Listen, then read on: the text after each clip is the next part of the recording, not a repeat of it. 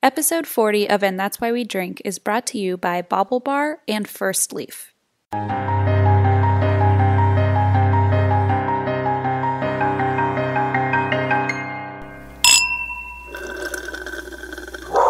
So, Em, I have a question. Oh, Jesus. Now, What's the question? don't take this the wrong way. Also, Allison, plug your ears. Oh, no. What? So, I'm just wondering, I need your opinion. About this jacket you're wearing? No, about how my chest looks today. What? I don't want to look. Ah! You're wearing the wine bra. Listen. Is it good? It's okay. I have a lot of thoughts right now. Tell me. And my brain isn't really processing them because while you were... So, I don't know if you guys have seen the video yet, but Em made this amazing Halloween video. Like a friendiversary video for us and surprised me with all these fun things. And then one of the gifts I got was this wine rack. It's like a bra where you can fill like this thing with wine. It's a bra with like two empty, it's like a wine, it's like a box of wine, like the bladder in it. Yeah. But that's what both of your boobs are held in. Right. And then you put it in like this sports bra contraption and then there's a tube and you like... It's like a camelback, but a bra. Yeah, exactly. But you fill it with wine. So I was like, oh, this will be so fun. Like, Em will come over and I'll like... Be all voluptuous? You do look a little bigger. Well, here's the thing. So while you were doing your notes, I was like, oh, this is a fun idea. Like, it just came to me. And so Em was finishing their notes and I was like, okay, I'm going to go and put this on. And so I was like, well, I'm going to put white wine in. So... Did you put half wine and half red? No. I put all white wine, but it was in the refrigerator and I didn't really think about that. Are your boobs cold right now? So fucking cold. I can't feel my entire chest. And so I'm like sitting here and I had this stupid ass jacket on because I didn't want Em to see like the giant horrific bulge coming out of my chest. And so I'm like sitting here waiting to record and I'm like, Em, hurry up, Em, come on. Like, don't you want to record? Come on. I was wondering why you were pushing me to finish my notes so fast because 10 minutes beforehand you were like, oh, no rush, don't worry about it. And then you're like, okay, but hurry up. Okay. I have like ice cold wine literally strapped to my chest right now. It's better than like, would you rather have cold boobs and good wine or normal, healthy, average temperature boobs and bad warm wine? Or no wine, yeah. You're right. So, I would rather have. This is the small price you pay. And then I'm walking around and it's just like sloshing. So nobody thought about this. So I'm like trying to walk. I was like, hey, can you pass me that tennis racket? So I put on this absurd jacket and I'm like, yeah, 1 second. And I'm like slowly like meandering. I was wondering why you were taking so long. I was like, give me the fucking tennis racket. I need to kill this fly. And I don't know what to do because now I'm like, I guess I have to drink it all because it's so fucking cold on my chest. Yeah. It's kind of like Edward 40 hands for the millennial. It's like, okay, well, you have to drink it all before you can take the bra off. Before your boobs just fall off. Wait, do your boobs make a sound?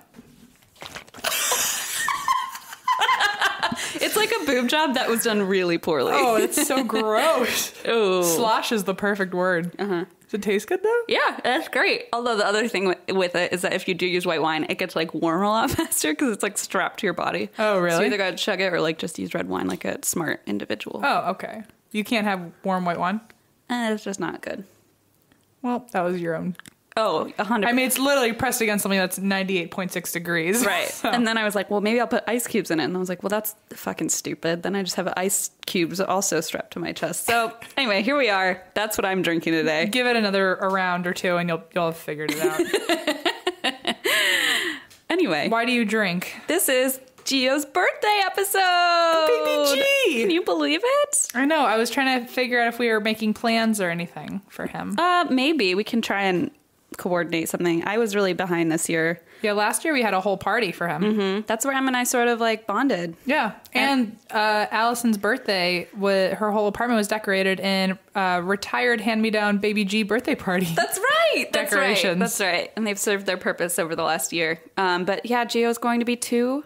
This is his last day as a 1-year-old puppy. His last day, and I'm sad about it, but... So we'll have to definitely do his horoscope. That's right. For this one. A birthday horoscope. Aw, Baby G. I also want to add that for his birthday, actually, I went to pick up some packages. They weren't for us. They were for Gio. Oh, good. So someone mailed us these gifts. You mean Gio? Gio, not us.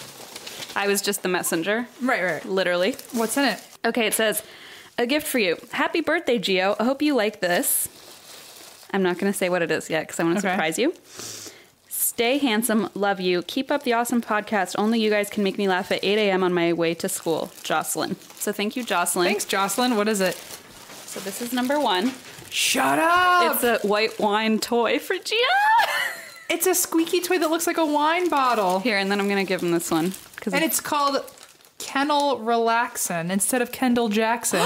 And Kendall Jackson is my stepmom's favorite Chardonnay. It's Kennel Relaxin. Wait, I'm going to give him this. And then this is the other one. A milkshake squeaky toy. Can you give him that one? You want that? Okay, bye. Happy birthday from Jocelyn. Aww. So that was really sweet. I was like, a milkshake and a wine toy. That's adorable. Look at him carrying it around. Oh, he's so team milkshake right now. Wait, I gotta get a picture too. He's so happy. I'm just going to use this opportunity to drink some wine out of this tube. Anyway, thanks, Jocelyn, for the Instagram post. So cute. So it's Gio's birthday. And in honor of Gio's birthday, I want to make a little announcement. One of our listeners, Jackie, she's having a hard time right now, and her dog, she's trying to find a home for her dog. Oh, boy. And she calls her land cloud because it's a white fluffy, I think a Great Pyrenees mix. So if she's in South Central Wisconsin, and if anybody is available to like take her in, she's big, she's 100 pounds. I pinned the post on the secret Facebook group. So if anyone needs to go, get more information, you can look there. And Jackie said she's willing to drive 4 to 5 hours to find her a good home because she can't take care of her right now. So if anyone is available, if anyone's within 4 to 5 hours of South Central Wisconsin, you can contact Jackie through Facebook. She's in the secret group. And that's all. I just want to be able to hopefully help her find a good home. Anything to help a good dog. I know. A good pup. Sweet land cloud. And she did want me to mention that she does have a slight tear in her ACL, but she walks like 10 miles a day, so it's not an issue. So a slight So like tear. I can't walk 10 miles a day. And my ACL is, quote, just fine. All right. So Anyway, she's fine. my sports bra is filled with literally filled with wine right now, so this does not come as a surprise. But anyway, if anyone has any means to take her in, please help. Please help. Gio would be very proud of you. Aw. That's all my notes for the day, I think. Oh, you're done for the whole show? Yeah, I'm done. Oh, I'll just carry it from here then. Bye. Really, why do you drink? Oh, because my boobs are really cold. Okay. Why do you drink? I drink because, I'm currently trying to avoid slipping into a depression. Oh, no. No. That's not the bad part. Oh, okay. It sounds pretty bad. Get ready. So usually to get myself like out of that zone is to be like really into cleaning. Like productive. And, get my shit together. And then another thing is like, I'm not really a candle person, but I've recently like been trying to like do candles to get my anxiety down and stuff like that. So I was with Allison last night and I finally cleaned everything. I was really productive. I lit up a candle and then we got tired, went to bed, and I tried to, I blew out the candle and then I was trying to like bring it back to like where we were leaving the candle when it's not in use. Mm-hmm. And I stumbled a little and all the wax got over my favorite sweatshirt. So now I just have more anxiety and now I'm depressed that I can't wear my fucking sweatshirt in case I slip into a bad mood.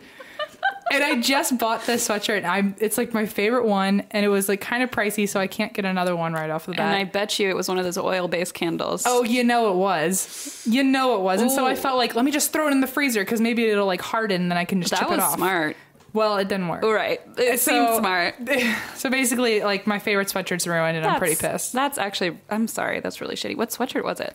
It was literally just a black sweatshirt, but okay, we're not actually doing an ad for this, but if they're listening and want us to sponsor them, I'd gladly do it. Because Em needs a new sweatshirt. My favorite company is called Goodfellow. It's in the men's section of Target right now. Oh. It was a lot of the stuff that I recently bought that I made you shop with me on FaceTime and tell me if it looked good or not. But I'm just I already told Allison I want the sweatshirt again for Christmas, which is like kind of a dinky present to like just get me a sweatshirt, but at the same time, like, she saw how bummed out I was. I was like, I'm so upset. Aww. Anyway, if anyone else wants to buy me shit from Goodfellow, go ahead. I'm a size large. All right. Anyway, that's all I got today. Cool. All I've got is a good story. Ugh, that's it? that's all it. Christine, the holidays are coming up, and I'm really nervous because I want to get Allison some jewelry, but I just don't know what to do. I know you like that Bubble Bar. Bubble Bar. That Bubble Bar company. I was about to say that's the place to go. What's it about? Okay, so Bobble Bar is a jewelry website. They bring you the latest trends and need now accessories. So if Allison needs them now, that's pretty perfect. Yeah. But I also here's the thing though, our interests are so different. I don't even know what kind of style she would like. You know what? That's okay because they believe in 110% customer happiness. And you probably didn't know that was the thing, but it is. I know that could be a goal. It is. And their SWAT team, it's called, which sounds like right down our alley, is amazing if you have a question or need any help. It's easy, convenient. You can speak to a real life person and they will help you find whatever you're looking for. So you don't need to feel like you're lost in a sea of earrings and necklaces. I will. I'll need a lot of help. Yeah. For sure. Because I know she likes to accessorize with a whole bunch of different stuff. You do too. Yes. Is there like a lot to choose from? Or? Oh yeah. I mean, I'm literally wearing the earrings right now. I'll lift my my headphones. Yeah, they're great. They actually design everything in-house in New York City. It's really trendy, so they're always on top of fashion. And they're from New York, right? So yeah. It's a New York company. Trend Central. Yeah. You know what they say about New York. Trend Central. They have a wide range of accessories. I went on and I bought some earrings and they came right away and I geeked out and I've worn them every day to work since and people are always complimenting them. They're just really unique and fun. And you can find like a variety of styles. So whatever, suits or in your case, your girlfriend's taste. Like they just have a whole wide range. Cool. If other people that listen to us wanted to like go to Bubble Bar, would they be able to do that? They would be. No. It's just for us. Just for us. No, they would be able to. And you can try everything out guilt-free, send it back if you don't like it, talk to people who will help you figure out what you want. And P.S., you get a 20% off coupon. Let me guess. Drink. It's drink. It's bobblebar.com. Get 20% off using promo code DRINK. That's right. So a lot of people have asked about this, and recently a couple more than usual people wrote out to me on Twitter suggesting this. So I think everyone's just in the mood to hear about it. Wait, that's so weird because sorry to like interrupt, but one of the crimes. Bitch. Gonna be quiet and suck on my little wine straw. No, go ahead. But one of the true crime stories I've been looking into. All of a sudden, a ton of people messaged me about it, and I didn't know about it. And all of a sudden, I got, and I don't know if maybe it was on the news recently or something as like an anniversary. I don't know either. It sounds like something like this happened too. Yeah. So this is the Crescent Hotel in Eureka Springs, Arkansas. Oh. So Eureka Springs, what a name! And this is a real doozy. It was really hard for me to break this down to the normal sized amount of notes that I use. Yeah, I noticed because I was sitting here with a freezing cold chest. Usually I'm done with my notes before I even come here, and today I got here like 2 hours ago and I've still been working on the notes because I'm trying to condense it, but so much juicy shit has happened that it was hard to pull things away. So I can't wait. So I'm just gonna do what I do best and just scatterbrain read this out to you. But the history, it's one of those good ones where the history is like maybe 2 bullets and the rest is just ghosts. Yes. So, all right, let's crack into it. Let's crack into it. In 1908, the hotel was actually opened as a college. It was called the Crescent College and Conservatory for young women and served as like basically a really rich, wealthy prep school. Mm-hmm. The school closed in 1924 because they just couldn't keep up with, the payments. Sure. And reopened a couple years later as a junior college. But that only lasted until the Great Depression, and then they really couldn't keep up with it, and they just stopped trying. But then a couple years later, in 1937, it became a cancer hospital. Oh. It was called the Baker Cancer Hospital, and it was ran by Norman Baker, who is a character.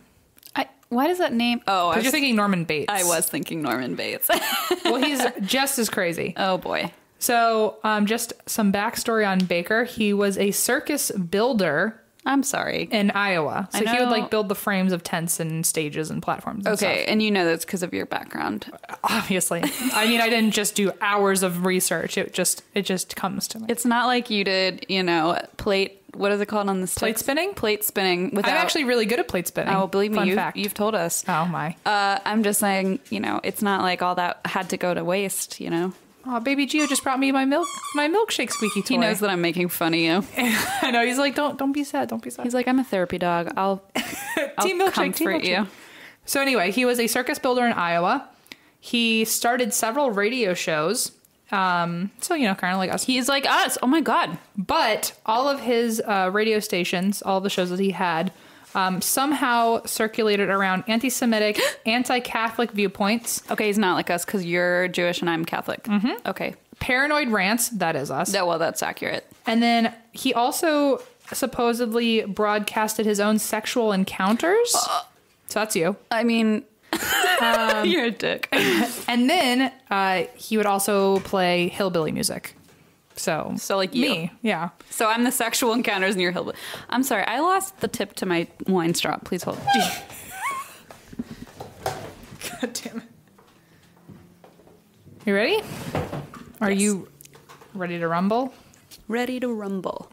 So anyway, he would cover those very important parts in his radio segments. And he's also reported to have owned only purple cars, wear only lavender suits, and one day he decided he could cure cancer. Okay. Using injections of clover, corn silk, watermelon seeds, and water. Watermelon seeds. So that was his next passion project. I'm sorry, I just don't even know how to break all that down and process it. I'm not asking you to. In 1937, he opened the Baker Cancer Hospital, and he claimed a 100% success rate that he would cure your cancer. So, cancer victims from all over the world were just desperate to get into his hospital because they wanted to live. Oh, yeah, no, this isn't a happy story. One of his miracle cures was if you had a brain tumor, graphic, he would peel back the patient's scalp and then pour a mixture of hot, boiling spring water and ground watermelon seeds directly onto the brain. He's really into the watermelon. It's really weird to me. I mean, I love a good watermelon, but I don't want it on my brain. Inside your brain? No, inside my gut. That's what I want. So, dozens... I'm sorry. I'll wait. I just need to tell you. Did you ever The Rugrats episode? Oh, yeah, that's where I was going, I think. Where Chucky thinks that the watermelon's going to grow in his stomach. Was that really where you were going? Yeah. I was just going to say, did anyone ever tell you growing up? But yeah, the Rugrats episode. That's where we were heading. Where you swallow a seed and a watermelon grows. I remember that episode. It still scares me. I still don't eat watermelon seeds. Yeah. You've literally just said you want them all in your... I don't eat watermelon seeds. Oh. Come on. Those just go in the brain. Those are just meant... Grind them up, pour them right on. Gross. Those people died, right? Oh, yes. Okay, good. I mean, not good. I'm sorry. I meant okay. I mean, this is a story about ghosts. So people have to die somewhere in between here and later. Okay. Yeah. Rest in peace, of course. Yes, that's fucked up. So dozens of patients died, and by dozens I mean hundreds. No. Baker was said to have hidden the bodies for weeks until he could actually burn them in a morgue later. Because he was still probably claiming he could cure cancer. So because he claimed that he could cure cancer in a matter of weeks, which was his big cure. Come on. Not just cure cancer, but, by the end of the month. So the press was eagerly waiting for the first patient to show up and be like, all right, it's been a month. Oh, no. And they kept dying. And so he decided that his next plan would be anyone who couldn't be cured would go to an asylum because they were an extreme or advanced case. Are you kidding me? And really what was happening, instead of them going into an asylum, he was actually just killing them. Oh, my God. That way, when people... basically, no one would know that they died of cancer. They would just think, oh, they got sent away. Oh, my God. And he would then also write to the families of those patients as if he were them to pretend that they were still alive so that nobody would catch him on the fact that they disappeared. So he, now that they've renovated this building, they said that they've seen a lot of human skeletons come out of the walls and they've found jars of preserved body parts. But potentially hundreds of people died in the hospital during that time. And he was just making money off it because people thought that, you're going to save us. We'll give you whatever you want. And that is like a cult. That's like a fucking cult leader. So one investigator estimated that Baker actually got about $4 million out of cancer patients. At that time? At that time. Holy and it was 1937 through 1940. And during the Depression, right after the Depression. Holy shit. Yeah. He was arrested for fraud, and then he was only jailed for 4 years. And when he got out, he died of cancer. No! Yes. Do you think he poured watermelon seeds into his own brain? He just might have. What a mofo. If he believed it. I mean, wait, that's the creepy part. He really believed this. Okay. He didn't think he was, like, gypping anyone. That was my next question, was, like, he actually believed it. Yes. Well, I also remember he had several radio shows about paranoid rants. Like, he really thought, like, so he was kooky. He was a little kooky. And he literally thought watermelon seeds, even cloves. Though nobody was getting healed. What a fucking nut job. He just thought they were extreme cases that he wasn't ready for. Because he also didn't have a medical license. Let's remember that. He was like a shitty DJ, kind of. Like, he just had a radio show, and then he was like, oh, I'm also a medical marvel. That's me. I'm going to my next task. So anyway, the original autopsy table is still in the morgue. And at one point, there were body parts kept... Oh, I already told you that they were preserved in formaldehyde in jars. And those jars are still in the room, too. Because this hotel, of course, now does ghost tours. So they take you to all the main spots. They better. And so they make it look creepy. The table's still there and all that. I want to go to their... Listen, next time we find ourselves in Arkansas, we'll go. I thought it was in Utah. Eureka Springs, Arkansas. Oh, I don't know why I thought Utah. Eureka just... You're drinking. It's not anyone's fault but your own. Put my straw back in my mouth. So, also fun fact, the ghost of Baker himself has also been spotted in the hotel in the old rec room near the basement. And he has also been seen near the staircase at the bottom. What a mofo. Those who do see him says that he looks lost and he can't figure out where he's going. It's like, to heaven or hell? Hell. So go down, sir. Just keep going down until there's only fire. During the construction of the hotel, back in I think 1885, there was a young Irish stonemason named Michael, and he fell to his death while supposedly trying to get a young woman's attention. If that isn't fucking me, I don't know who is. I don't know. Like, I would be the clumsiest person. I mean, just ask Allison. I was not smooth. Did you fall down a well or what? If there was a well, I would have fucking fallen down it. Metaphorically, you fell down a well. Oh, yeah. I've even asked her multiple times since then. I'm like, am I smooth? And she's like, no. So she's like, let's move on and not answer that question. You know what? You got me, and we should just focus on that. Yeah, let's move past it. So anyway, he died, and he died when he landed. He landed in what is now room 218, which is now the most requested room in the hotel because it's also the most haunted, of course. Sad. So Michael's a very active ghost. He likes to play tricks with the lights and turn them on and off. He'll turn the TV on and off and the volume. Also, he will pound loudly on the inside of the walls. Isn't that funny? Isn't that so kind? I was just thinking, like, oh, they're fun pranks, but like... But like, if you heard that, that'd be terrifying. Those don't sound like fun pranks. Well... They sound like he's like, get me out of here. It's also apparently like a boys will be boys kind of club, because a lot of people have been like, oh, he's such a prankster because he like grabs girls' butts. And it's like, oh, yeah, that's hysterical. Oh, you mean he's a sexual predator? Right. Oh, okay. Oh, it's still alive and well. Boys will be sexual predators. I'll put my straw back in my mouth. Oh, truth hurts, guys. So he also messes with the maids. He does not sexually harass them. Okay. He actually does just prank them. Where if they're trying to like pull a laundry cart out of the storage room, or, you know, if a guest is trying to pull a suitcase, he'll hold on to it to like keep you from being able to do it, just to like kind of psych you out, and then he'll let go. And or like you can even tell him like, hey, Michael, stop, I'm working, and he'll let go of it and leave you alone. Oh, that's kind. Yeah, you know, he's trying to like bounce back from his predatory habits. Yeah. He's one of the good ones. I know, all of a sudden he's all changed. So he'll also show up in the bathroom mirrors and try to reach out and grab you. So, you know, I take it back. Mending his ways. Take back everything I said. In the summer, he'll turn the heat in the room all the way up because he's a bastard. And in the winter, he will turn the air conditioning on full blast. Occupants of the room will also wake up to find the windows and doors wide open. Oh. And there's also actually another ghost there in 218 who we don't know who it is, but we think it was the one of the lead physicians when it was a hospital, because 218 used to be where his office is. Very often they will find a, quote, gentleman, I guess because he doesn't assault women. Sure. And he wears Victorian clothing and is a bit of a grouch, apparently. But he... Take it away, Gio. Guests have seen him staring at them while they try to sleep, and his eyes glow.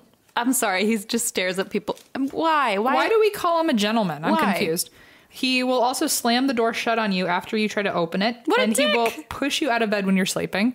And right when you're about to fall asleep and you're in that like kind of in between, he'll shake you violently so you like get back up. I mean, he sounds like quite the gentleman. Well, one guy actually was sleeping and felt someone shake him really hard. And when he woke up, he heard like footsteps run from his bed to the door as if it was like the guy almost got caught. And I think that was a doctor, not the prankster guy.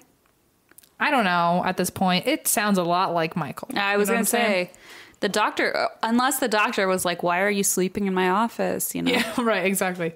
So also in room 419, it's the second most haunted room. Oh my God. Sorry. What's happening? Real quick. 419 is Alexis's favorite number and her birthday, 419. And when we lived together, we saw 419 everywhere. And my lucky number is 49. Yeah. And that was like one of the weird things we like bonded over, where I was like, just like 49. And she's like, oh, 419. And every time I hear 419, it's just like, oh, it's a sign. That's like when I see 22. Exactly. I see them literally all the time. I see 22s 5 times a day. And Alexis sees 419 everywhere. One time her dad woke up at 419 when he was like traveling and called her just to make sure she was okay. Yeah, and was like, I'm sorry, I woke up at 419. She's like, you said you didn't believe me. My mom does that too. Anytime we see a 22, we text each other just to make sure that the other one's okay. It's just so funny. Anyway, so 419 is very like close to my heart. Well, in room 419, where Alexis apparently lives, it's known as Theodora's room. So Theodora was a cancer patient. Oh no. At the time, and that 419 was her room that she was staying in. And it's kind of sad because she doesn't look like a patient. Like when people see her, like she's not in a gown or anything. She just like looks like a guest. And people have seen her fumbling for her keys outside of the door. Oh. And she's had conversations with the guests telling them that she's tidy and will organize the room if it's messy. And she's even packed guests' belongings.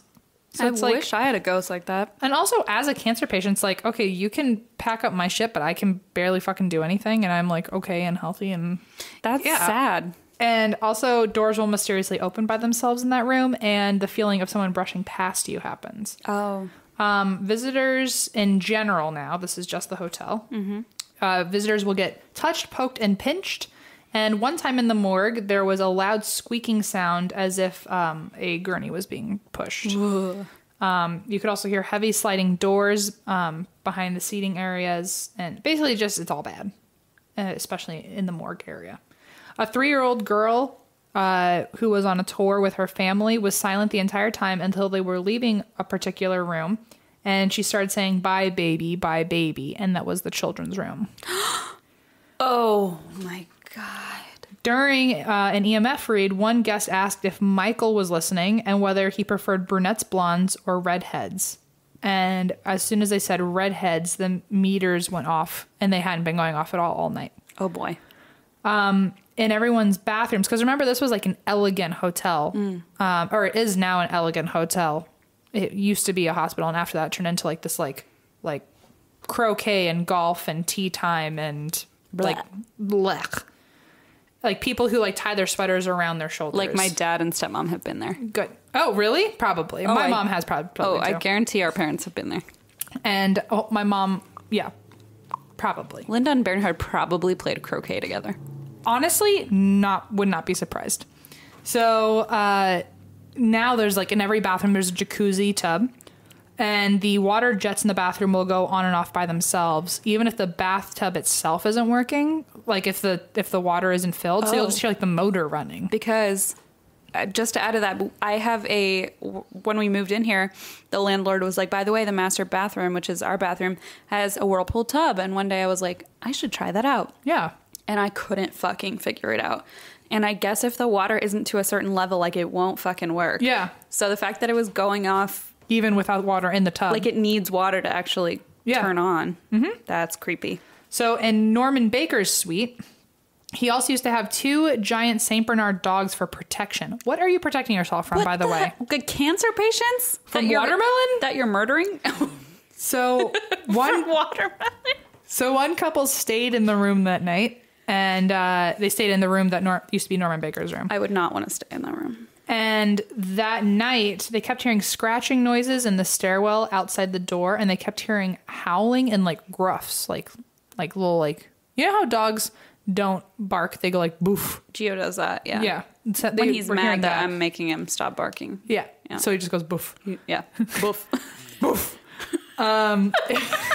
Watching you do that is so entertaining. BOOF. Boof. Boof. Anyway. Yeah. I'm sorry. We lost all of our listeners. Goodbye. Except the dogs. They're all here. Every dog is now crowding around the iPhone. So anyway, they could hear dogs essentially all night when they were staying in that room, and they kept telling themselves that that there was nothing there. And then they went on a tour that night and found out that the room they were staying in was the one that the dogs used to be in. Oh, they didn't know? So even the dogs haunt it. Wait, it's actually kind of sad that the dogs have to be stuck there. I know. So one guest also shouted out that she didn't believe in ghosts during a tour, and then water started pouring out of the ceiling from no pipes. There was not an area where pipes were. Water just started pouring out of the ceiling. Nice of them, though, to make it water, not like blood or ectoplasm. At least you can clean water, you know? I'm surprised it wasn't some sort of concoction of like clover and watermelon seeds. But that would have been a neat trick. Can you imagine? I can. It would have been great. It would have been wild. So anyway, let's get to this morgue, which is also called the Portal. I'm ready. Oh my, I'm ready. So it's right outside of the morgue. Guests will, for some reason, turn pale and faint. Oh, fuck. And this has been happening for decades. And it's only in this spot. So a lot of people will lose consciousness and they recover pretty fast. And there's no reason why that everyone across the board will just faint in this area. Yeah. But it's only known to occur in that one spot, which is, and it's like, it's in the lobby, but it's directly above the morgue. Okay. Oh God, ew. Yeah. So it's not even that they know they're at the morgue. They have no idea they're at a morgue and faint because they're in a place where there are a bunch of dead bodies. They're just in the lobby or in whatever right above the morgue is. That's where they're fucking standing, and they just all fall over and faint. So the guests have reported seeing, hearing, and feeling an apparition in their room during their overnight stay. Some have been described as getting sensations of people whistling them to sleep. What? Visitors have seen a woman in Victorian clothing at the foot of their bed, and then after the trip, they will see her in photos. The chef there has seen a little boy with glasses who is skipping around the kitchen while he's trying to open up. I'd be pissed if I was that chef. I'm like, it's 5 a.m. I'm trying to open up this fucking kitchen, and you're just skipping around like it's not 5 a.m. Right. And you don't have a job. And get a job, little boy. Also, well, it was also from like, apparently he's in Victorian clothing. Maybe he did have a job at that age. He was Maybe it was just to skip around. He was probably a coal miner. So another time, that same chef was opening up the kitchen again, and when he turned on the lights, all of the pots and pans came flying off the hooks. Yep, I knew that was coming. One employee saw a man looking out of, like he said, out of a book, basically, like Victorian clothing, like old school clothing. Oh, I thought you meant he was like reading a book and the guy was looking out of the book. I was like, this isn't Pennywise. I thought that was like some sort of Harry Potter shit. So they described him really well. They stared at him long enough to get a whole look at him and said that he was dressed in a long black cutaway coat with a tall shirt, collar, and ascot-like cravat, top hat, and his face was adorned with mutton chop sideburns. Whoa. His trousers were gray with stripes, but as I continued to gaze down his image, it ended around the middle of his lower leg. It didn't go all the way to the floor. His image was there. It was completely lifelike, and it was not at all wavy or wispy. He just happened to have no legs and was floating in midair. Oh, I thought it meant the pants ended, but like his legs. No, he wasn't wearing capris. He was like, he just didn't have legs. He could have been like a fashion forward Oh yeah, he could have. Victorian ghost. That's him. But well, you know, they used to wear those things, and then they short pants, and they would have socks. I got you. Okay. You're right. You're right. You like the. You don't look like I'm right. Oh well, because you weren't. But you could have. Knew it. Okay, so now that we know what I'm getting Allison, what the hell do I get my mom? You know her better than I do. Listen, Linda will really like wine. I'm sure. I mean, I was gonna say anything I like, but we know you like wine. Yeah, you summed it up in one fell swoop. Wine fell swoop. One wine fell swoop. Oh God, help me! I recommend First Leaf. First Leaf, of course. Yes, of course, the wine club, the one and only wine club that's based on your tastes, aka Linda's tastes, and there's some damn good wines. And she is picky. With their introductory pack, you will get all 3 bottles for just $5 each. Perfect. And they're all really good wines. They usually go for more than $20. Oh yeah, and you can also select by color, wine regions, and frequency of your wine shipments. Exactly, as frequent as possible. Pretty perfect for me and Linda. I don't see why not. The more wines you rate, the better your recommendations will be. So they're sort of like the Pandora for wine. Nice. Yeah. So like the more you rate how well you like each wine, the closer to your taste the next shipment will be. Are you already drunk on First Leaf wine? I mean, when am I not, They also eliminate the middleman and work directly with the world's foremost wineries in France, Italy, and Napa Valley, aka my mother's next 3 destinations. I'll be there right alongside her. You'll be shoving yourself in the suitcase. I will be hiding away in the overhead compartment. Sure. First Leaf is my new favorite way to rate and buy quality wine, and I'm sure it will be Linda's favorite too. Perfect. To order your 3-pack of introductory wine for $15, go to tryfirstleaf.com/drink. That's 3 bottles of wine for only $15 at tryfirstleaf.com/drink. Experience First Leaf today at tryfirstleaf.com/drink. You're welcome, Linda. So there was also one woman who died there named Irene Castle. Okay. And she was like a big socialite of the time. She was really into dancing. She taught dancing classes. She helped open dance clubs, like all that good stuff. Mm-hmm. One guest was giving their daughter a bath in their room, and the little girl started talking to someone who wasn't actually there. Oh, no. And she said that she was standing behind, she said that she was talking to the person that was standing behind her mom, but her mom didn't see anyone. And the mom thought it was unusual because her child was saying words like pirouette, ballerino, tango, and someone was saying, "You're a princess, I'm a castle." And they didn't know what that meant. And then when they went downstairs to talk to the front desk, they said, that's she was literally saying she's a castle because her name is Irene Castle. Oh, and she used to stay in that room. Oh my fucking God. During her dances. Wait, so the little girl was saying you're a princess? The little girl, like the mom was saying, what is this person what is she saying to you? And she's saying that I'm a princess and she's a castle. I know. But also love that log line. Like as a ghost, she's still witty and creative, being like, you're a princess, I'm a castle. Definitely. That's very like a Real Housewives intro. Absolutely. I'm writing that down for a future pitch. So also in room 419, a camera kept going off. This is Theodora's / Alexis's room. And a camera kept going off and taking pictures sporadically by itself, even after the battery had drained out. When they developed the pictures, it was, the pictures were showing different parts of the room, all from different directions. But when the camera was freaking out, it was sitting still on the table. Oh. Also, orbs will fly not just around people, but through them. Ooh. There is a smell of pipe tobacco in room 212. And I think that's where Dr. Ellis used to leave his office from room 218 and go smoke. Okay. Books will fly off the shelves like frisbees. An EMF meter will speed up or slow down on command. One guest, while she was on a tour, saw a man in a hospital gown say, "What about my treatment?" Oh, my God. And when she thought she was crazy, she saw 2 other women who were on the tour standing next to her, and they kept double taking behind them. And they said that through their like peripheral vision, they had just seen a man in a gown at the exact same time she heard the man that she saw say that. Oh, no. One guest got goosebumps and then found it really hard to breathe. And then other people on the tour at the exact same time said, "Does anyone else feel that? We can also hear a little girl giggling." And while they were saying that, the tour guide seconds later said, well, at this exact spot, a little girl landed after falling to her death from the fourth floor. No.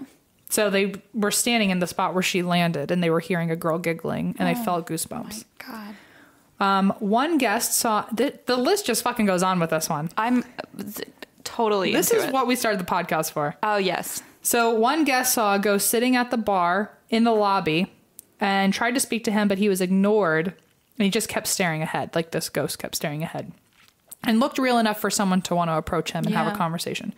Another guest also came into the bar after the first one and tried speaking to that guy, and he also got no response from this apparition. So both of them walked away and like looked behind them, and the guy was gone. And they're like, that's weird. Maybe he got up and left. When they turned back around, he was on the second landing staring down at them. What? So then they ran upstairs. I don't know why you would run to the thing that scares you. No. But as they were running to it, it faded away in front of them. And then they both felt something that they couldn't see very firmly pushing them back down to the lobby. No, thanks. Locked French doors in the lobby will fly open, and spirits will walk through walls right into people's rooms.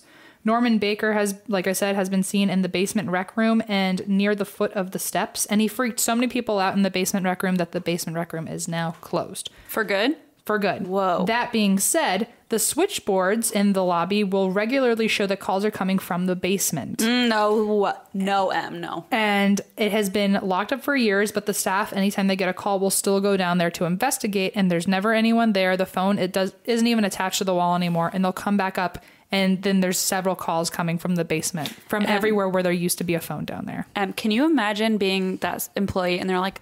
And you're like, your turn. You're like new on the job, and they're like, by the way, so whenever a phone call comes, I need you to go downstairs and investigate. Yeah. And it's like, yeah, you probably have to draw straws who has to go down there. Oh yeah, imagine like their idea of tenure is like, I don't have to fucking go in that basement anymore. Yeah, that's right. People have seen the little girl that fell from the fourth floor. They've seen her falling again, as if they're like watching her death happen.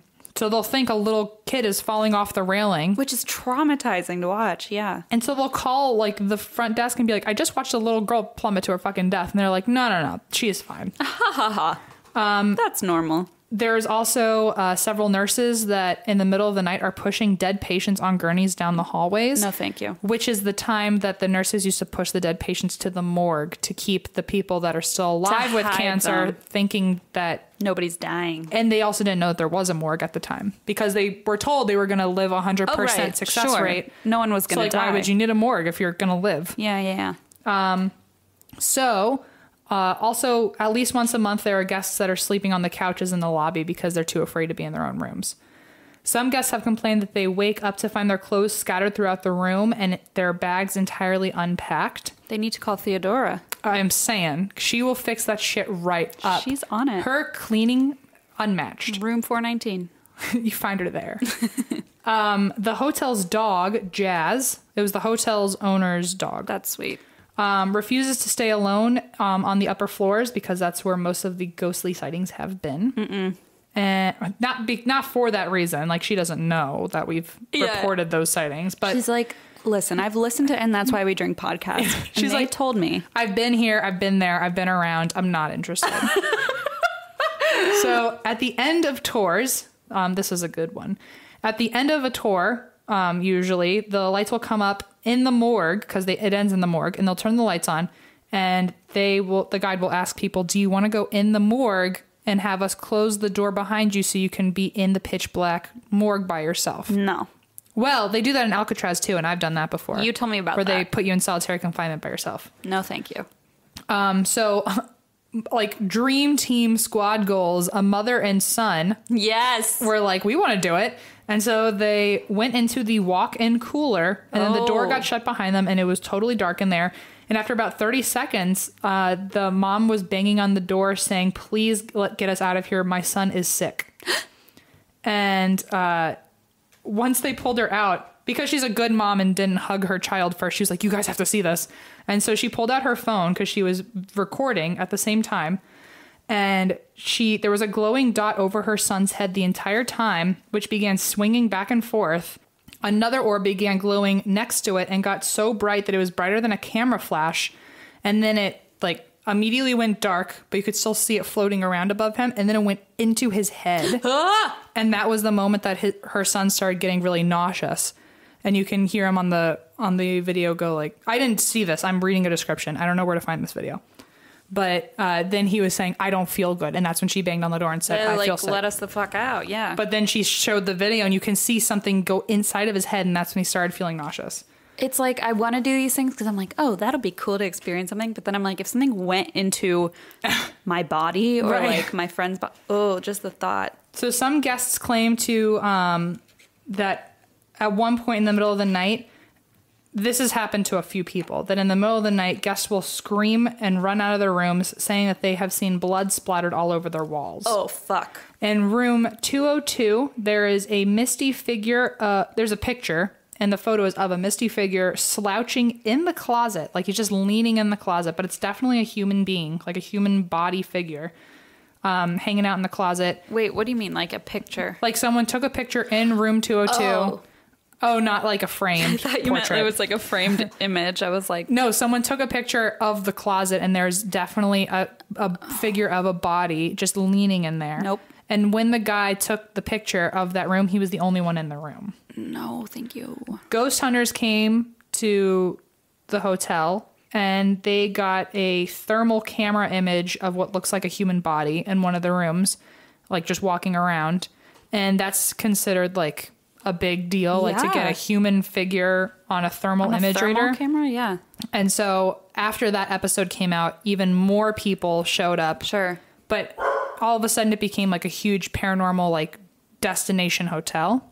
And so now approximately 30,000 people go on the tour every year. 30,000? 30,000. Holy shit. So that's the hotel, but I will end on the fact that just like the Menger Hotel. Menger. Everyone yelled at me about it. The Menger Hotel. Why didn't they yell at me? They probably did. I don't even want to know because I just saw your face get so frustrated. They did, and I got 8,000 emails and Twitter DMs on our account pages.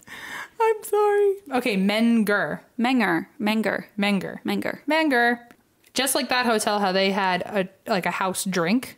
Oh, yeah. Okay, so the Crescent Hotel also has a house drink. Are you ready for it? Yes. It's called Liquid Therapy. And it contains Malibu, melon liqueur, pineapple juice, and fruit garnish. Can we talk about how it has melon liqueur, watermelon, like melon? Oh, that's fucked up. That's so fucked up. That's fucked up. They don't do that. I'm sure they did that on purpose. Well, they said it's a signature green cocktail named for the Norman Baker era. Totally melon liqueur. That's fucked up, dude. Anyway, there is the Crescent Hotel. And it cures cancer. And, here's the thing. Tell me the thing. Tell me to listen. Tell me to listen. I'm always telling you to listen. No, but do it again. Do it the way we all want to hear it. Listen. There it is. I drank too much of my brat wine. Oh, you getting a little loopy?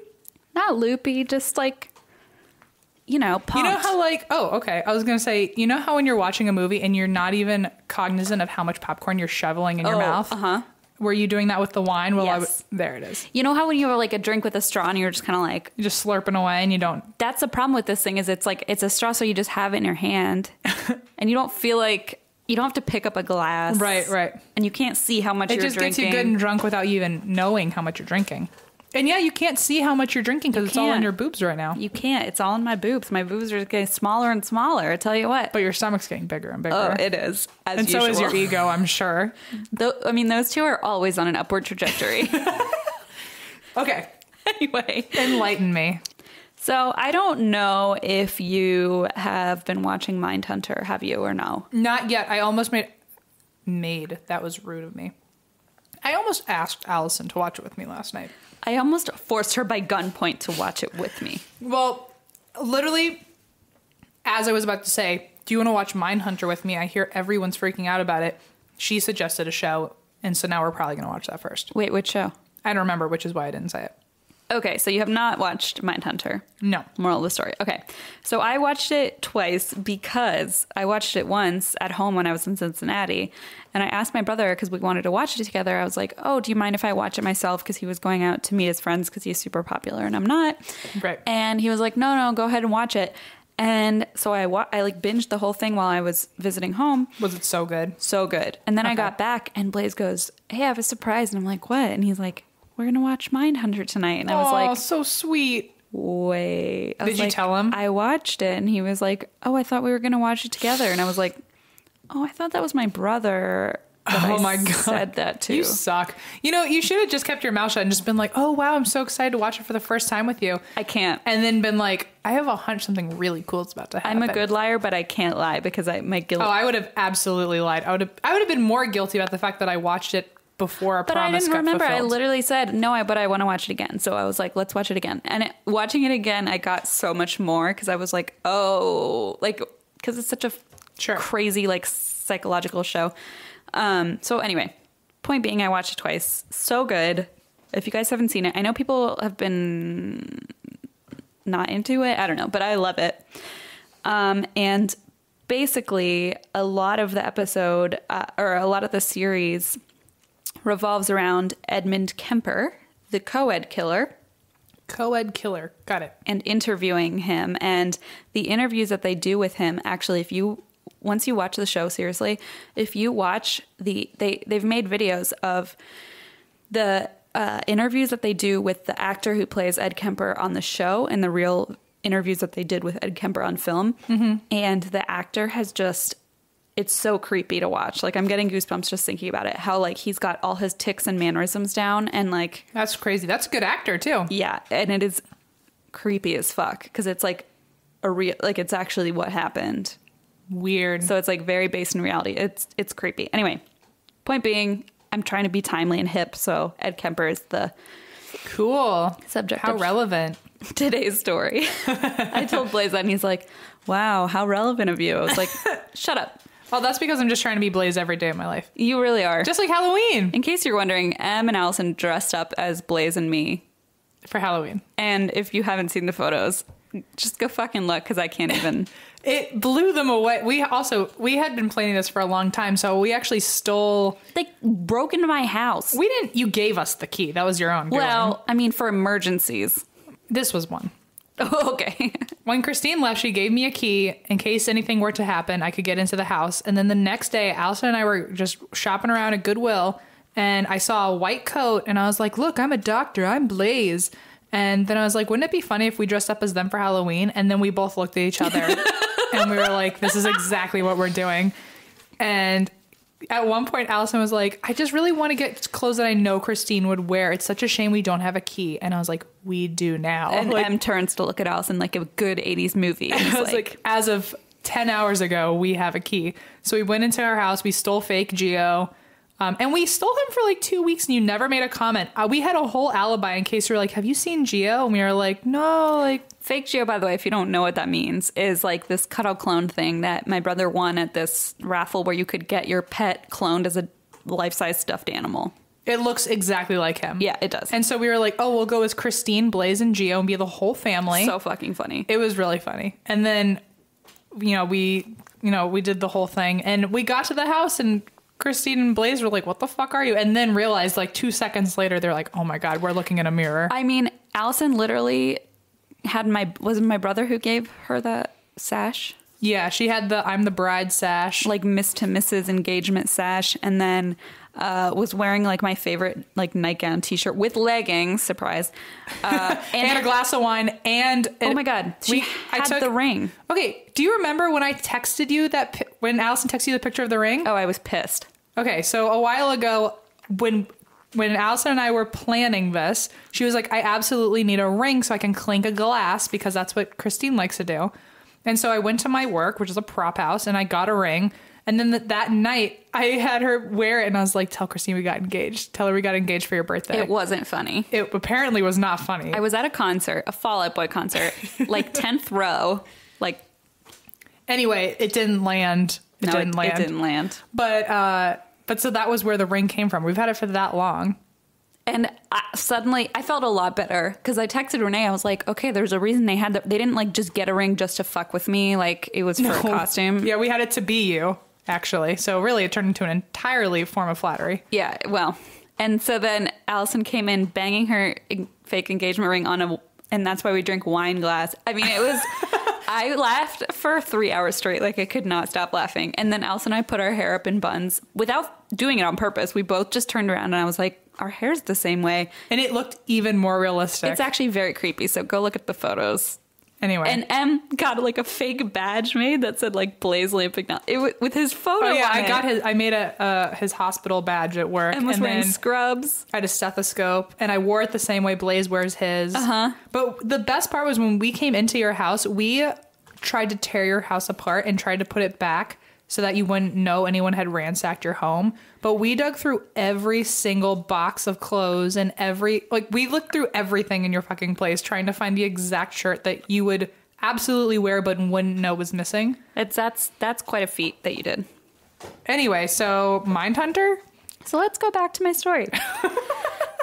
So Edmund Kemper III was born December 18th, 1948 in good old Burbank, California. Of course. Where I work now, as I also triangulate my workplace. There it is.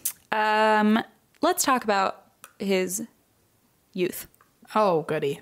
So he was born weighing 13 pounds. Yowza! Speaking of watermelons, Jesus, that's a big fucking baby. I weighed like 11.5 pounds, by the way. I was born 2 feet tall. I don't know what that correlates to in weight, but I know I was a big fucking baby. I imagine you just like standing. Essentially. When you were born. Yeah, I was a gymongous baby. Anyway, he was intelligent, but exhibited antisocial and psychopathic behavior such as cruelty to animals. When he was 10, he buried his family's pet cat alive. Ah, fuck. Alive? Alive. Oh, my. Waited for it to die. Jesus. Then dug it up, decapitated it, and mounted its head on a spike. Holy shit. 10 years old. Oh, great. We've got a lot to work with now. We're on the first paragraph. Woof. He later said that You mean meow? Meow. Oh. He later said that he found pleasure in lying to his family about killing the cat. Gross. When he was 13, his family had another pet cat. Not for long. Not for long. He decided that the cat favored his little sister over him, and he didn't like that. So he killed it with a knife. All right. And then kept pieces of it in his closet until his mother found them. He also did this really fun thing with his sister's dolls. They were like these sort of dark rituals that basically ended with him removing their heads and their hands. One time his older sister was teasing him and asked him why he didn't try to kiss his teacher. And he said if he did, he would have to kill her first. Oh, shit. And speaking of his teacher, he would take his father's bayonet, go to his second grade teacher's house, and watch her through the windows. Oh, my God. Some of his favorite childhood games to play were gas chamber and electric chair. Oh. Do you want to know how to play those games? Yes. So he would have his younger sister tie him up, flip an imaginary switch, and then he would pretend to die of either gas inhalation or electric shock on the floor until he was, quote unquote, dead. Oh, wow. And he just made his sisters like play with him. He just all right. He just like played dead. I don't know. All right. He did actually have 2 near-death experiences as a kid. At one point, his older sister tried to push him in front of a train, and then she pushed him into the deep end of the pool where he almost drowned, but he survived. He was really close with his father, but his parents separated in 1957, and he just had this crazy dysfunctional relationship with his mother. She was like neurotic, domineering. She was an alcoholic. She would verbally abuse and humiliate him. She even made him sleep in a locked basement because she was afraid he would like hurt his sisters, which kind of don't blame her. Which, like, I mean, fucked up, but I also don't really blame her. But like, at least there was precedent for it. Yeah, I mean, like if she was doing it because he like was a kind, polite boy, that'd be absolute abuse. But also, like, she's kind of protecting her and her other children. Sort of. Put a pin in that. Oh my. So he was, and so she would mock him for his large body size. He was 6'4" by the age of 15. Yowza. She refused to give him affection because she thought it would turn him gay. Okay, so you know what? Okay, you're right. I'm gonna take that pen back out. Yep, take it out. And she told him that he was a reminder of his father and that no woman would ever love him. And didn't she love his father? I don't know if she loved him. Okay. She just kind of like... Oh, I understand what's happening. I was like, She's kind of an idiot. I thought she was saying that nobody would ever love his father, and I'm like, she kind of no did something with him. No, she told him, he reminded her of his father, and no one would ever love him. Yeah, gotcha. That was me being stupid. Let's just say that experts who look back now often say that she may have suffered from borderline personality disorder. Ah, my favorite. So when he was 14, Kemper ran away from home to find his father in Van Nuys, California. Oh, where I work as I triangulate my position in the world. Yes. His dad had remarried and had a stepson, and he lived there for a little while, but was soon sent to live with his grandparents on a ranch in North Fork, California. Mm-hmm. He absolutely hated it there. He called his grandfather senile. He basically projected his hatred of his mother onto his grandmother. So he just hated it. He said she was constantly emasculating him and his grandfather. So let's move on to August 27th, 1964. Let's. Kemper and his grandma, whose name was Maud Matilda Huey Kemper. Great name. I just included it because I was like, someone oughta. You know, it's a name. Someone oughta. It's quite a name. So he and his grandma had an argument. He stormed out, grabbed the .22 caliber rifle his grandfather had given him for hunting. Oh, Jesus. He walked into the kitchen, and his grandmother told him not to shoot any birds. Instead, he shot her directly in the head and twice in the back. Of course. Why wouldn't you? He proceeded to stab her post-mortem, then dragged her body into the bedroom. That's some anger problems right there. P.S. He's 15 at this point. When Kemper's grandfather came home from the grocery store, Ed went outside and shot him in the driveway. Then Even his grandpa? His grandpa. Then he was like, wait, now what do I do? Right. So guess what he did? He put them in the morgue and pretended they were alive and wrote to their families saying that they were okay. No. What? He called his mother. Oh, of course. His mom told him to call the police, which he did. Mm-hmm. And he just waited at the house for the police to show up. All right. So they just took him into custody and brought him in. They asked him why he did what he had done, and he told them he just wanted to see what it felt like to kill Grandma. Yep. I mean. When they asked why he killed his grandfather too, he said, oh, well, I didn't want him to come home and find out his wife was dead. Kind. I know, so thoughtful. So court psychiatrist diagnosed him with paranoid schizophrenia and sent him to the criminally insane unit of the Atascadero State Hospital. While he was there, though, doctors and social workers completely disagreed with the diagnosis. They said he had no delusions, hallucinations. They didn't think he was schizophrenic, and he had an IQ of 145, which is very high. Mm-hmm. He was re-diagnosed as a sociopath? I mean, yeah. Okay. Watch Mindhunter. Oh, okay. Got it. That's a trailer for Mindhunter. I understand. He was re-diagnosed as having a personality trait disturbance, passive-aggressive type. Passive-aggressive? I could have had some roommates that I yeah. could label as passive-aggressive type, I tell you what. Yeah, I have some exes. Well, yeah. Yeah. Actually, maybe it's a self-diagnosis, but let's move on. So, let's see. Like all good psychopaths, Ed was a model prisoner. Okay. And he, was rehabilitated by prison. Right. I can't wait to hear how that worked out. Oh, yeah. He endeared himself to a psychiatrist and was even trained to administer psychiatric tests to other inmates. He later said that working so closely with these tests and how they functioned helped him to manipulate his psychiatrist. He also said he learned some other lessons from the sex offenders who were there, including the lesson that it was best to kill a woman after raping her to avoid leaving witnesses. Oh, my God. So that's a great start. On his 21st birthday, which was December 18th, 1969, Kemper had, quote, proven himself rehabilitated and was released on parole. Against the recommendations of psychiatrists at the hospital, he was released into the care of his mother. Oh, great. Who was then working as an administrative assistant at the University of California, Santa Cruz. In fact, psychiatrists considered him so rehabilitated that they permanently expunged his juvenile record. So he had literally killed his own grandparents, shot them. Mm-hmm.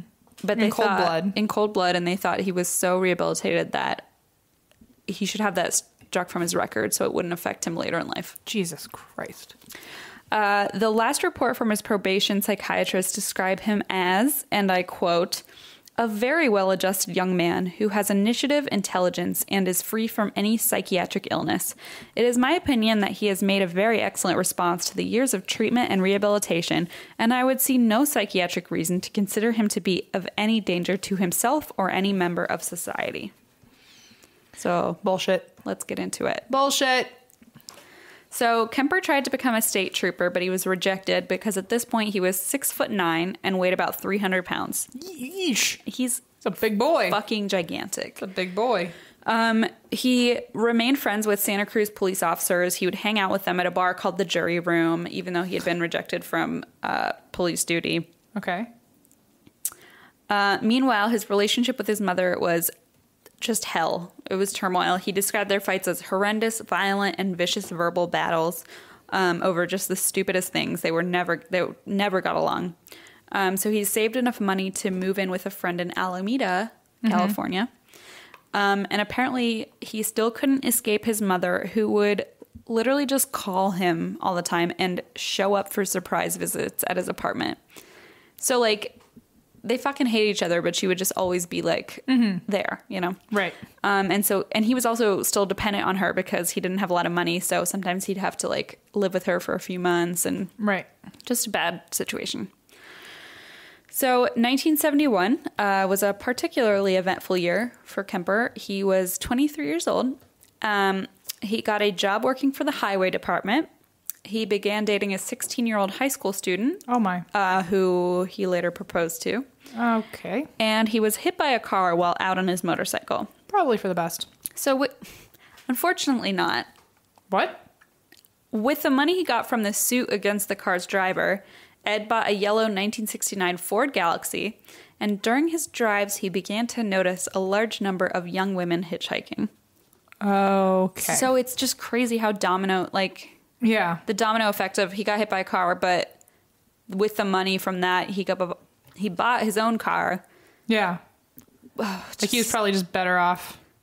That makes you think, though, because like if you think of horrible, horrible people and it's like, what would you do if you came face to face with this person and you would think, oh, I'd obviously want to hurt them. But it's like, maybe that would benefit them later. It's like, maybe you just shouldn't. Yeah, maybe that's the trigger that creates the monster. Yeah.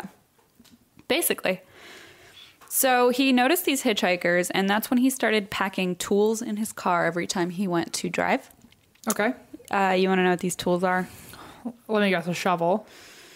Actually, no shovels. Oh, interesting. Mixing it up. Plastic bags. Oh, no. Knives, blankets, and handcuffs. Oh. He then began to pick up hitchhikers. He actually picked up 150 hitchhikers, brought them to their destination, and let them go before ever feeling the homicidal urge so strong that he had to act on it. But he remembered 150?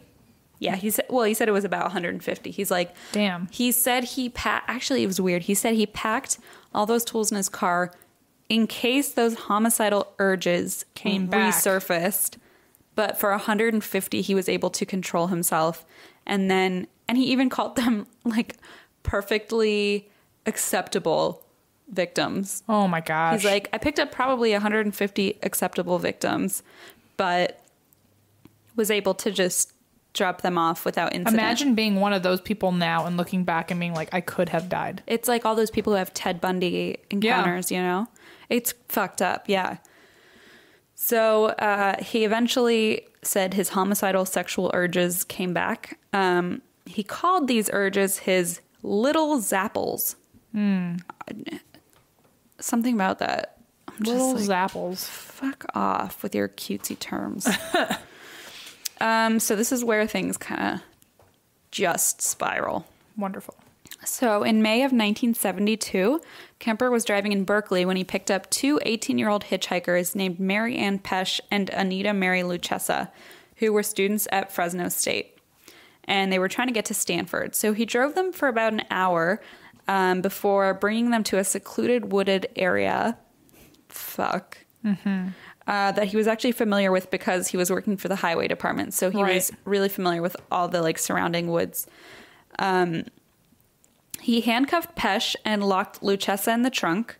He then stabbed and strangled Pesh to death and then did the same to Luchessa. He later said that while he was handcuffing her, he brushed the back of his hand on one of her breasts and it embarrassed him. So he said, "Whoops, I'm sorry." And then murdered her. Whoops, my bad. He was like, "Yeah, I was embarrassed and I felt bad, so I apologized." And then fucking murdered her. I know. I just don't know. I know. On his way home, so he put their bodies in the trunk, and on his way home, he was pulled over for a broken taillight. This is like a fucking movie. Oh, yeah, for Seriously. sure. Pulled over for a fucking broken taillight, but didn't arouse any suspicion. Psychopath. He took the bodies into his apartment and had sex with their corpses before dismembering them, putting their body parts into plastic bags, and abandoning them near Loma Prieta Mountain.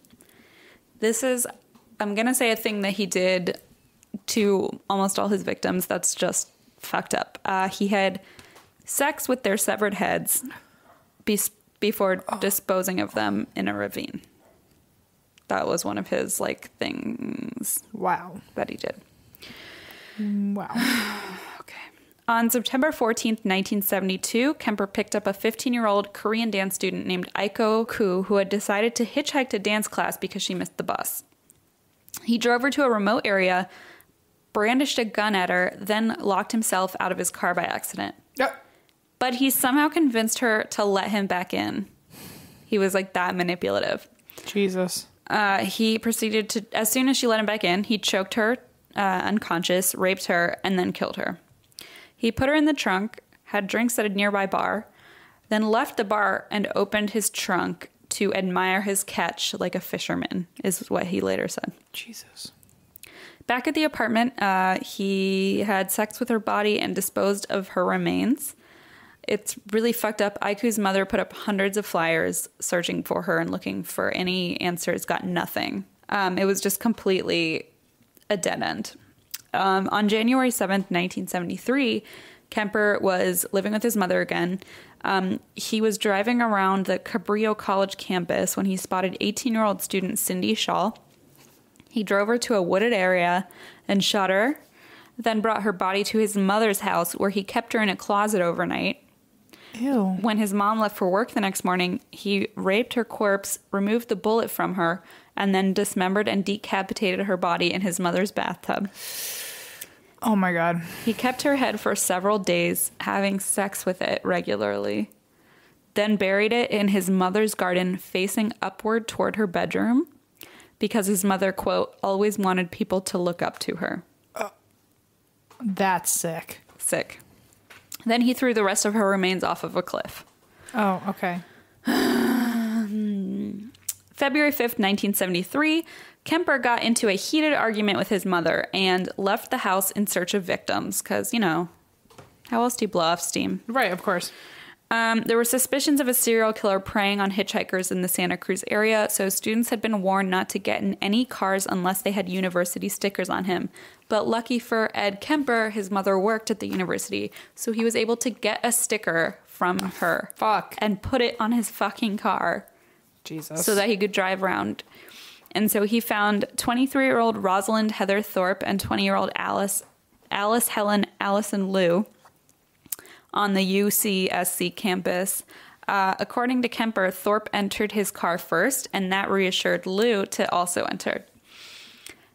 He fatally shot both of them and then wrapped their bodies in blankets, brought their bodies back to his mother's house, but he beheaded them in the car first, then brought them inside, raped their bodies, then dismembered them, removed the bullets to prevent identification, and discarded their remains the next day. When questioned as to why he removed the victim's head before having sex with the body, he explained that the head trip fantasies were a bit like a trophy. You know, the head is where everything is at. The brain, eyes, mouth. That's the person. I remember being told as a kid, you cut off the head and the body dies. The body is nothing after the head is cut off. Well, that's not quite true. There's a lot left in the girl's body without the head. Oh my God. Yeah. Wow. On April 20th, 1973, Ed Kemper was at home when his mother got back from a party. He woke up when she arrived and entered her room where she was reading a book. She looked at him and said, "I suppose you're going to want to sit up all night and talk now." He responded, "No, good night," and left. As soon as she fell asleep, he bludgeoned her to death with a claw hammer and slit her throat with a knife. Shit. He decapitated her and then had sex with her head, raped her head. Oh my God. The same way he did with the others. Then he took the head, put it on a shelf, screamed at it for an hour, threw darts at it, and then ultimately smashed her face in. Fuck! He cut out her tongue and larynx and put them down the garbage disposal. Apparently, the garbage disposal couldn't break down the larynx, and it came back up into the sink. Oh my God. And he later explained that seemed very appropriate because, quote, as much as she'd bitched and screamed and yelled at me over so many years. He then raped his mother's corpse, hid it in a closet, and then went out to drink. Fuck, wouldn't you? Jesus Christ, that's a fucked up man. When he got home, he called his mom's best friend, 59-year-old Sally Hallett, over to the house for dinner and a movie. Oh my God. When she arrived, he strangled her to death, decapitated her, and then spent the night with her corpse.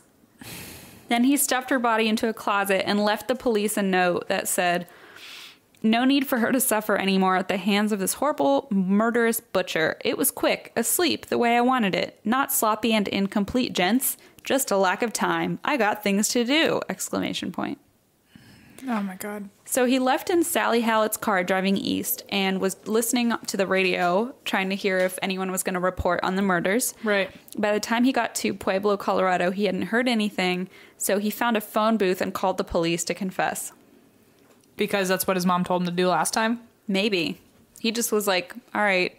It's like, all right, I've had enough of this. He killed his mom. That was kind of, I think, like the crux of the whole thing. They didn't take him seriously because, again, he was a friend of theirs who always drank with them and hung out with them at the bar. So they were like, oh, come on, stop it, and hung up. And so he waited several hours, called again, and was like, no, like, I killed all these people, and gave details that only the killer would know. So they finally believed him. He then just sat there and waited in his car, or in Sally's car, I guess, until the police got there. And he confessed to all of the murders, including those of the 6 students. Jesus. Which is why he's called the co-ed killer. He was killing students. He was indicted on 8 counts of first-degree murder on May 7th, 1973. A psychiatrist revealed to the court that Kemper had admitted to engaging in cannibalism, alleging that Kemper sliced flesh from the legs of his victims, then cooked and consumed the strips of flesh in a casserole. On November 8th, 1973, the 6-man, 6-woman jury convened for 5 hours before declaring Kemper sane and guilty on all counts.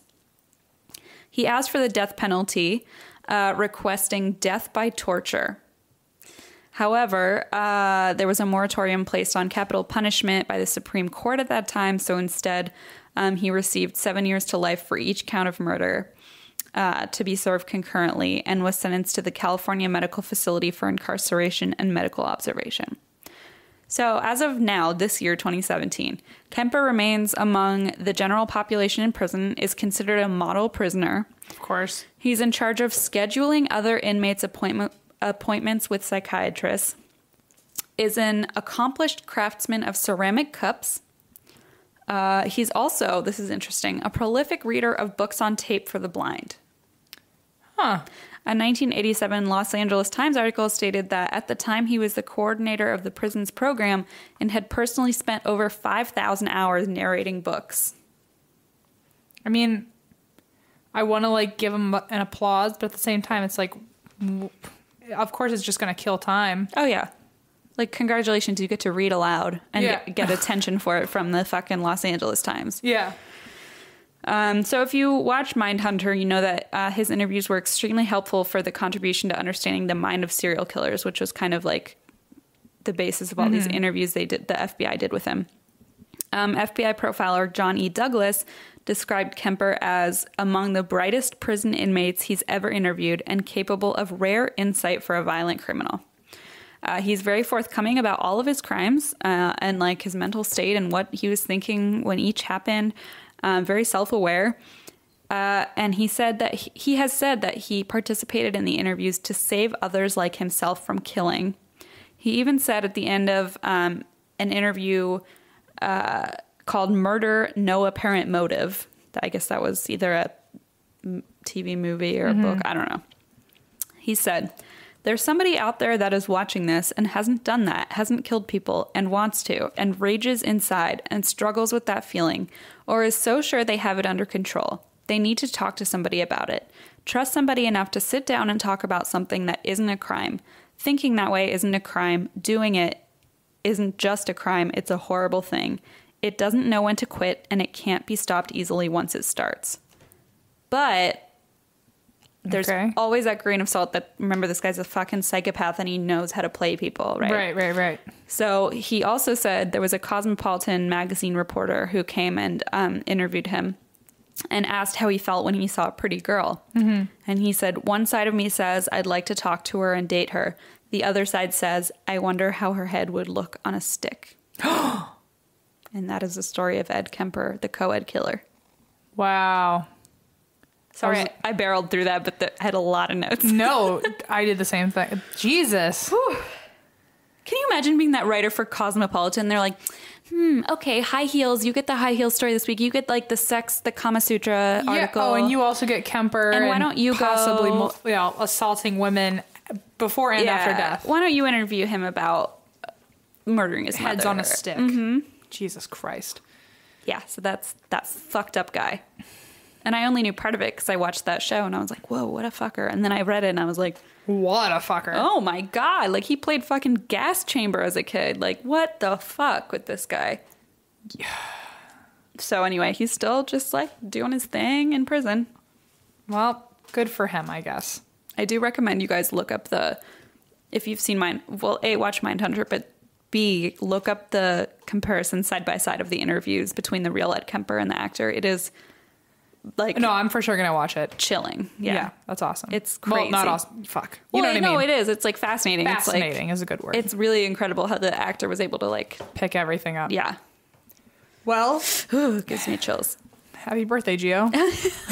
I know. I was like, I don't know how to do this for his birthday, so I just kind of separated it from the story. You just totally devolved from that. I actually did Google dogs that saved potential victims, and it was like, Google's like, stop. We don't know what you want.